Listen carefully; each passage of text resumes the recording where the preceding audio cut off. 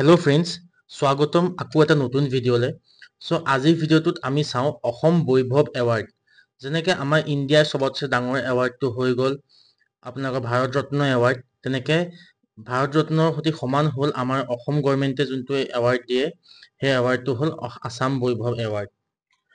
এইবাৰ অসম বৈভৱ এৱাৰ্ড পাইছে আপোনালোকৰ লেফটেনেণ্ট জেনেৰেল ৰাণা প্ৰতাপ কলিতা। তেওঁ ৰিটায়াৰ্ড আৰ্মিৰ লেফটেনেণ্ট জেনেৰেল হয় ৰাণা প্ৰতাপ কলিতা। তেওঁ এবাৰ অসম বৈভৱ এৱাৰ্ড পাইছে।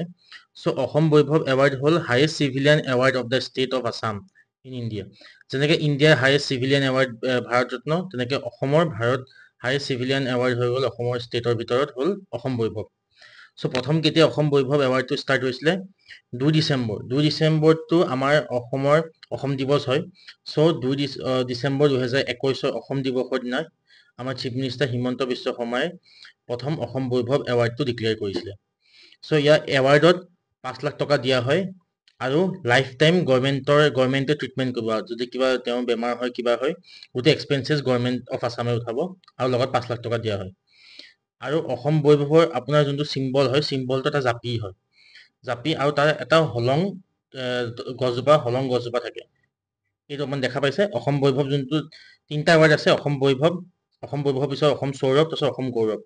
যেনেকৈ ভাৰতবৰ্ষত পদ্মবিভূষণ, পদ্মভূষণ এণ্ড পদ্মশ্ৰী, তেনেকৈ ছেইম অসম বৈভৱ, অসম সৌৰভ, অসম গৌৰৱ।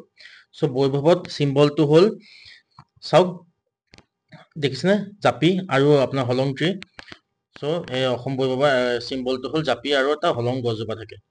আজিলৈকে কোনে কোনে পাইছে এৱাৰ্ডটো? প্ৰথম যে 2021 লাগিছিলে, তেতিয়া প্ৰথম ৰতন টাটাক দিছিলে। তাৰপিছত 2022 দিলে তপন শইকীয়াক দিলে, আৰু 2023 দিলে ৰঞ্জন গগৈ, আমাৰ চিফ জাষ্টিচ অফ ইণ্ডিয়া আছিলে, আৰু এইবাৰ দিলে মেজৰ ৰাণা প্ৰতাপ কলিতাক। আজিৰ ভিডিঅ'টো এয়াই আছিলে।